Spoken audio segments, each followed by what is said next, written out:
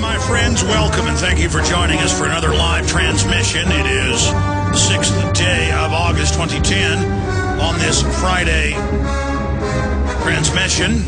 Coming up in the third hour, Bob Chapman with his weekly visit on the economy. And it's a good time to have him on. July unemployment, we've lost 131,000 more jobs. Government's now revised payrolls for May, June, show 97,000 fewer jobs than first reported, and the unemployment numbers are overall up, even in the Cook numbers. There's an odd mix of very bad news coming out, and stocks are tumbling.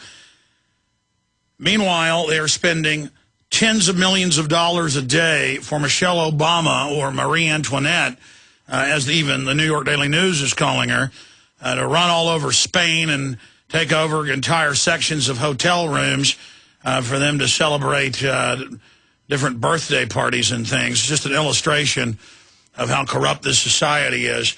I have a whole bunch of really important news, but I've been on a week-long rant, taking very few calls. And so I want to sometimes mix things up a bit. I'm going to just not even get into the news, and I'm going to go directly to your phone calls for this full first hour. Then much of the second hour will be news interspersed with calls. And then, of course, Bob Chapman will be joining us. I'm going to be honest with people. When I get in my yelling, screaming mode and start hyperventilating, it's just because I'm desperate. I'm upset. I'm very distraught over the fact that we've analyzed things correctly, that we've been right all along, and that things are actually worse than I'd always thought. We just have a completely evil government run by completely wicked corporations. I have to watch the news everywhere reporting on the altruism, the, quote, charity of the philanthropy of the 40 billionaires of the United States, putting their money into a tax-free foundation. I see them praising George Soros, Ted Turner, Bill and Melinda Gates, Warren Buffett, all anti-freedom globalists. Elena Kagan has been confirmed to the Supreme Court, as you know. Openly anti-free speech, viciously anti-Second Amendment, viciously anti-family, viciously anti-sovereignty. And I know the Rockefellers more than 100 years ago invented philanthropy because people kept pointing out they gave no money to charity. They had giant monopolies and were routinely murdering entire towns of people whenever they wanted their property. Oh, yeah, the Rockefellers are so powerful, even over 100 years ago. They would just, from Pennsylvania to Colorado to California, you can just type in Rockefeller-funded massacre and read mainstream media reports, university history. But they know the spirit of resistance was defeating them. So they had to then start posing in the last 100 years as philanthropists. And then we have the tax-free foundation hearings in the 50s, 60s, and 70s in Congress that found that the Carnegie Endowment for Peace is really the Carnegie Endowment for War, that the Rockefeller Foundation is hell-bent on drugging the water supply. There's another Rockefeller Foundation report from the 60s that one of our great writers pulled up. I mean, they're just unlimited. Unlimited, for all intents and purposes. That one of our writers pulled up the quotes about how they were going to drug the water supply and the vaccines with viruses that carry a hormone on their back, so your body creates an autoimmune response to that.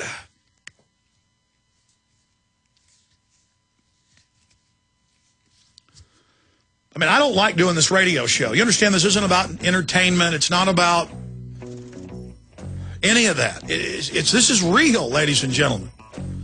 And I'm watching these people like Ted Turner, who invested $1 billion in the UN and has made close to $1 billion back on top of it because it's tax-free. It's a scam. They're not giving any of their money away. They are tax-free. Get the joke?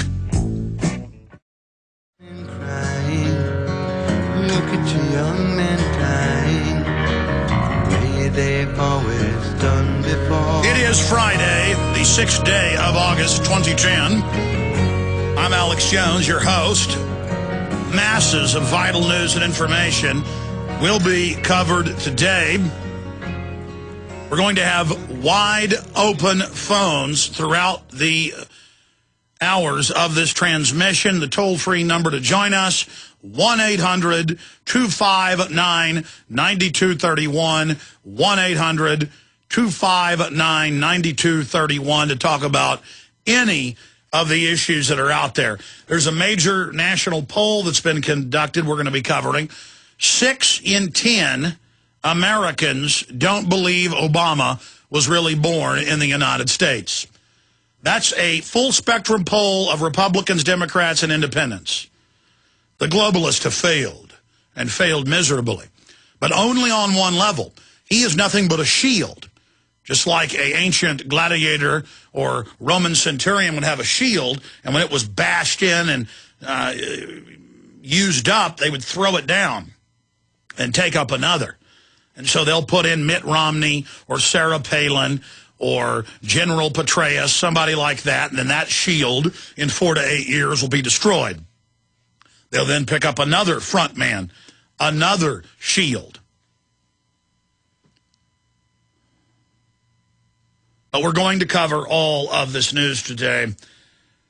Throughout the week, I have been pleading with the public to look at these new classes of viruses that we've talked about for a decade, but that they're now rolling out against the public, that go in and attack the neurons, the receptors, and that render you basically helpless, where you cannot become angry, where you cannot engage in self-preservation. Sodium fluoride does the same thing. So does lithium, and they're pushing all that in the water. But I do want to get into a whole bunch of other news that we haven't really gotten into this week that's been breaking. And people keep emailing me and asking me, what do you think about the Mosque at Ground Zero? They keep calling me, saying, what do you think about all these different Democrats getting indicted? They're just all a bunch of crooks. As for the Mosque at Ground Zero, I've actually researched it. It's a very complex issue, but overall it's a distraction from the big news that affects us all. It is a liberal Muslim group that is building it. That is kind of a World Council of Churches type organization connected into the United Nations. And that's why you've got liberal Jewish groups that support it in New York City. They're in Lower Manhattan. The ADL does not support it. They're just playing along with the Clash of Civilizations propaganda that all Muslims want to kill the American people. When in truth, on record, our government for 50-plus years has been trying to put radical Muslims in power. They don't want mainline first world countries over there. They want to overthrow westernized nations and put in radicals that they can then have a pretext to have wars with. But I do think because of the massive backlash against the Mosque at Ground Zero, that the group is playing in to the propaganda. And it, of course, fits into the idea that Muslims carried out the attacks of 9/11. And I'm sorry. I've looked at the attacks. We've researched it, and we know the official story is a lie. We know that 9/11 was a staged event. Now, the exact details are still murky, but we know the official story is a lie. But we do know that the supposed hijackers were double U.S. agents / British and Israeli. That's AP, UPI, Fox News, Haaretz, Jerusalem Post even admit that. It's just hidden in plain view. We know that U.S. forces were massing around Afghanistan and that Bush had signed the launch order to begin the invasion in the next 2 months on September 10th. We do know NORAD stood down. The CIA ran drills of the exact same targets being attacked at the exact same time, so that the different federal agencies like NORAD and the Federal Aviation Administration would become confused. The list goes on and on. We know that they blew up Building 7 in front of everyone and said, get back, we're blowing it up. We have all the countless newscasts reporting that. So there, I've talked about the mosque. I mean, I really hope people don't call in about it because it's overall a distraction. We have all this incredible financial news coming out that Social Security is insolvent and is in the red, that unemployment is much worse than the government had said, that we never came out of the recession, that we're in a depression. The banks that engineered this collapse to gain more power have openly given expanded power, and so is the Federal Trade Commission.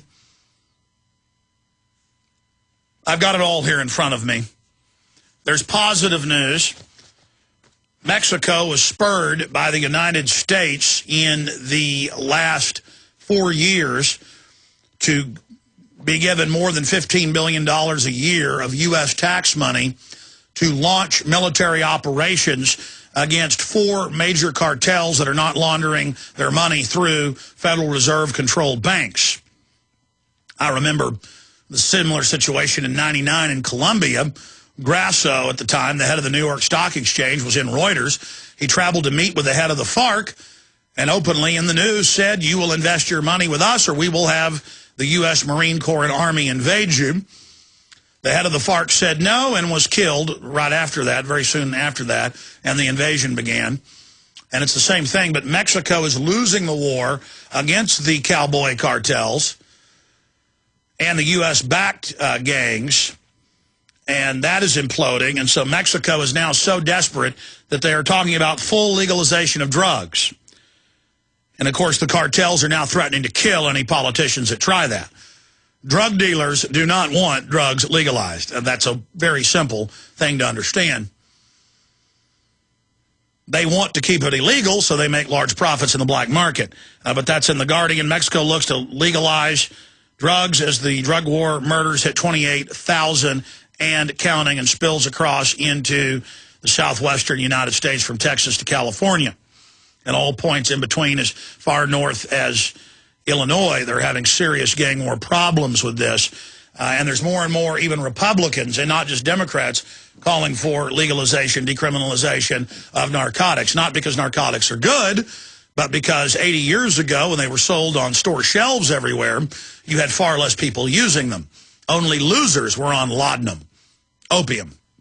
Only losers drank 3 or 4 Coca-Colas a day and had heart attacks doing it because it was full of cocaine. It's called Coke, hidden in plain view. I get emails every time I say Coca-Cola in the past had cocaine in it. It's called Coke. The magic flavor, the secret ingredient, is decaf Coke. Just like you have decaf coffee, they decoconate cocaine. But the molecules still have some of the same effects. That's why you like Coke and Pepsi. It's not just the luscious, cancer-growing corn syrup that imbibes them. It is the decoconated cocaine. Coke. It's called Coca-Cola. Cocaine-a-Cola. I know you think it's a conspiracy. I understand. But it's a fact. It's a historical fact. Coke. Coke is it. Coke is it. Coke is it. Decriminalize now. Take the Federal Reserve's main cash crop away. Decriminalize opium. Our troops will stop dying in Afghanistan. They're openly growing it now. All right, I'm already ranting. We're going to take your calls now throughout this hour and much of the next. I've got all this news. We will cover it all, like Rockefeller Foundation develop vaccines for mass-scale fertility reduction. That's an Infowars.com story by one of our great writers. But if you simply go and read it, it's links to the Rockefeller Foundation. Okay, there's a reason your wife can't get pregnant. There's a reason. There's a reason the sperm count's down by 85%. I mean, we're not just up here on air saying this to entertain you. Every day I see 5, 10, 15, depending on the day, or more articles where it's on record that they know that we know that they're poisoning us and sterilizing us. So now they're coming out saying, yeah, it's a good thing. We love you. We're going to give you a shot so you can't get angry at us. Of course this criminal government is drugging the water. Of course they're storing the naked body scans of you at the airport and bathing you in radiation. Of course they take your baby's blood as part of a secret UN program, and it's now all over the news admitted. Of course it's all real.